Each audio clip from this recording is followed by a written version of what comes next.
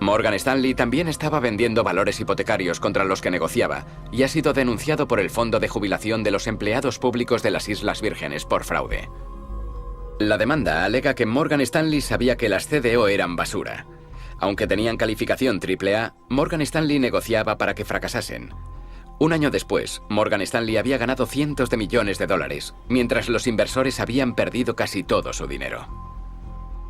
Goldman Sachs, John Paulson y Morgan Stanley no estaban solos.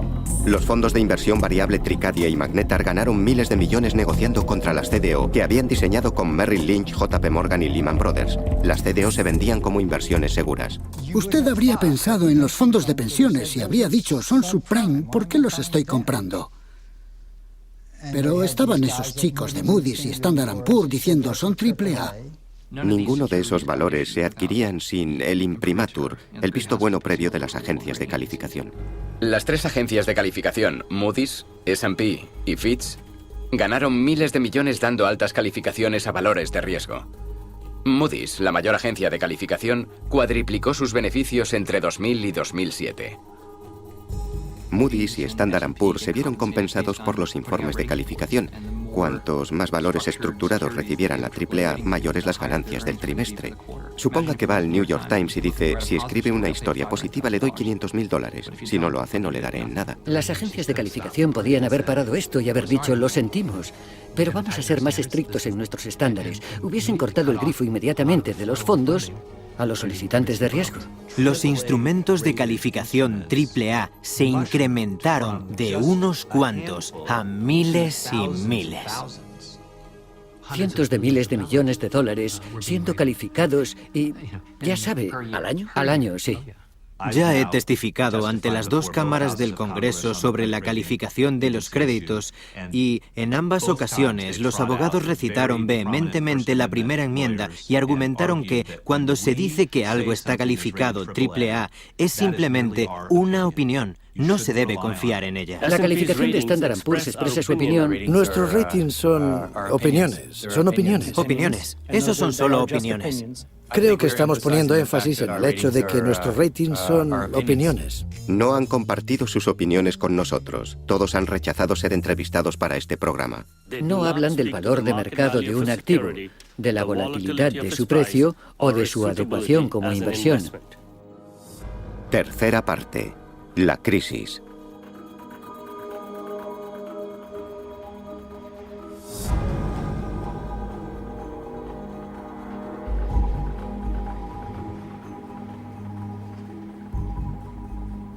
Muchos economistas venían en nuestra ayuda y decían, oh, es una burbuja y va a explotar y va a ser un verdadero problema para la economía.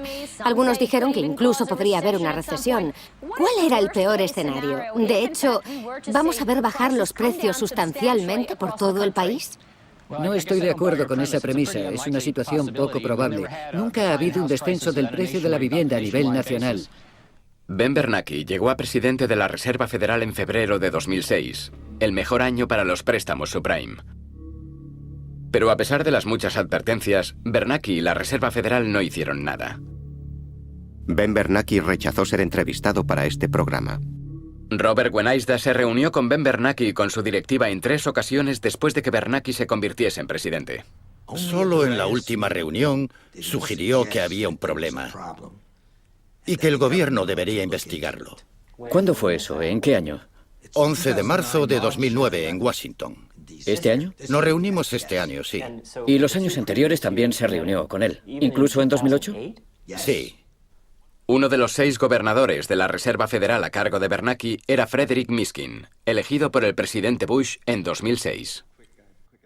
¿Participó en las reuniones semestrales entre Robert Wenaisda y Green Linen con la Reserva Federal? Sí, participé. Estaba en el comité que estaba al cargo, el Comité de Asuntos de Consumo.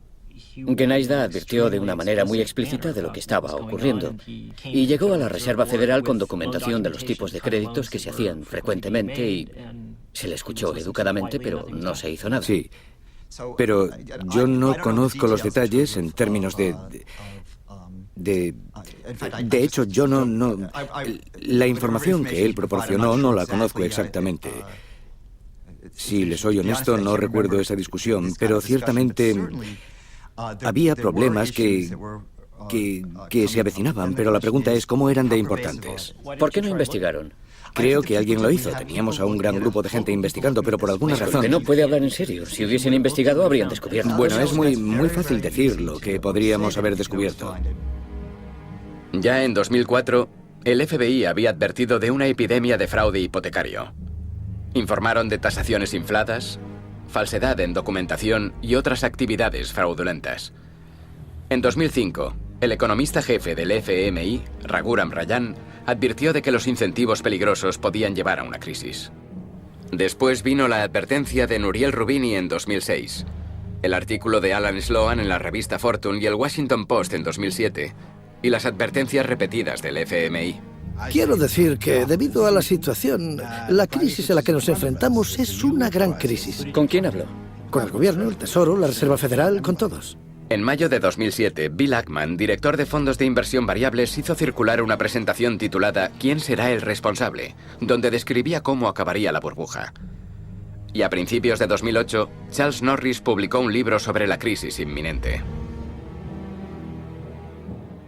No estaba seguro de lo que hacía y podía sospechar que los estándares de concesión se habían debilitado. Pero la pregunta es, ¿tendría que haberlo sabido? En 2008, los embargos se disparaban y la cadena de los activos reventó.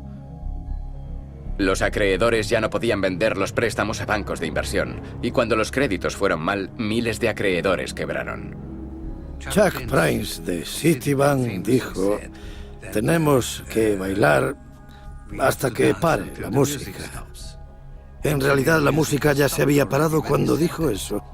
El mercado de las CDO se derrumbó y dejó a los bancos de inversión con cientos de miles de millones en créditos, CDO y bienes inmuebles que no podían vender. Cuando comenzó la crisis, tanto la administración Bush como la Reserva Federal estaban totalmente fuera de onda. No entendían el alcance.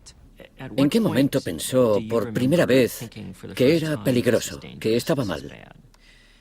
Lo recuerdo muy bien. Creo que fue en una reunión del G7 en febrero de 2008. Y recuerdo haber hablado del problema con Hank Paulson.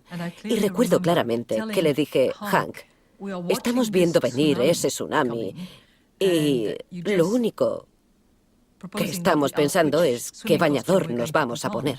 ¿Cuál fue su respuesta? ¿Qué pensaba? Las cosas están bajo control. Sí, ya estamos estudiando la situación con mucho cuidado y... sí, bajo control. Vamos a seguir creciendo, ¿de acuerdo? Y obviamente, si seguimos, si crecemos, no hay recesión, ¿de acuerdo? Eso lo sabemos todos. La recesión ya había comenzado 4 meses antes de que Paulson dijese esto. En cuestión de días, uno de los pilares de Wall Street se ha En marzo de 2008, el banco de inversión Bear Stearns se quedó sin liquidez y fue adquirido por JP Morgan Chase a $2 por acción. El trato fue respaldado por $30.000 millones de los fondos de emergencia de la Reserva Federal. Era el momento de que la administración actuase y aplicase varias medidas que hubiesen reducido el riesgo en el sistema. La información que recibo de algunas entidades es que el final no es este, que vendrán otras catástrofes. Bueno, he visto a todos los bancos de inversión trabajando con la Reserva Federal para fortalecer su liquidez y su capital. Recibo informes constantes. Nuestros reguladores están vigilantes. El 7 de septiembre de 2008, Henry Paulson anunció que la Reserva tomaba el control de Fannie Mae y Freddie Mac, dos gigantes de las hipotecas al borde de la quiebra. Ninguna de nuestras acciones de hoy reflejan en manera alguna un cambio sobre la corrección de precios o la fuerza de alguna otra institución financiera del país. 2 días después, Lehman Brothers anunció pérdida récord de $3.200 millones y se desplomó en bolsa. Los sucesos de septiembre en Lehman y AIG cayeron como por sorpresa. Fue después de Julio y de Fannie y Freddie. Así que claramente había algo más importante que lo de septiembre. Y nadie sabía nada. Creo que eso es correcto. Bear Stearns fue clasificada AAA casi un mes antes de la quiebra. Más bien AA. Doble A. Sí. Vale. Sí. Doble A sigue sin ser la quiebra. No, es un grado alto de inversión, una calificación de inversión sólida. Lehman Brothers AA 2 días antes de la caída, AIG AA días antes del rescate, Fannie Mae y Freddie Mac eran AAA cuando lo rescataron, Citigroup, Merrill, todos ellos tenían altas calificaciones. ¿Cómo puede ser? Pues es una buena pregunta. Es una gran pregunta. En ningún momento la administración fue a las principales instituciones y les dijo,